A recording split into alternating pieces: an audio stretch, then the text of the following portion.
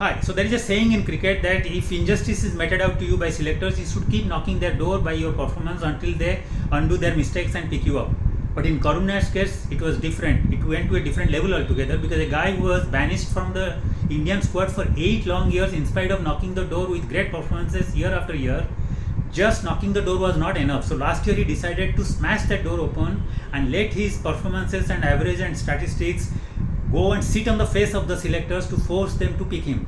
And that's what he exactly did.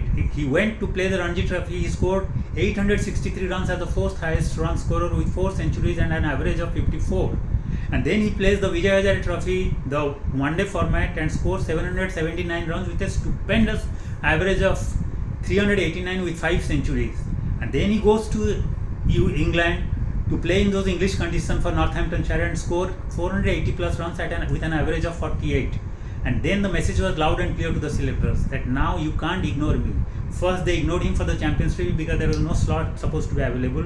But when the Test squad was announced and Virat and Rohit had announced their retirement, they had only one name confirmed, and that was Karun Nair, because they could not ignore Karun Nair because of these statistics and performances. Look at a guy whose domestic average is still, first class average is almost 50. His test average is almost 62 and he has a 303 not out to his credit, which is the third highest as a debut century and also the fourth highest at number 5 position by any batter in the global stage. Yet he was dropped for not one test or series for 8 years because of a couple of bad performances. And in spite of his impressive average both in first class as well as test career, many players got chances after him, many youngsters, many peers, in spite of multiple failures and poorer average and statistics, but he never got a chance. And it was some bizarre decision by selectors thinking they would go past him.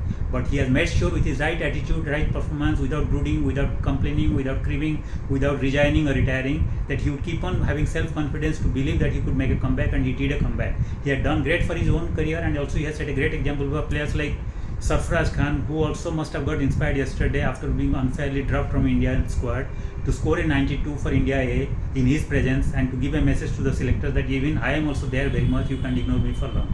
Great work by Karun, all the best.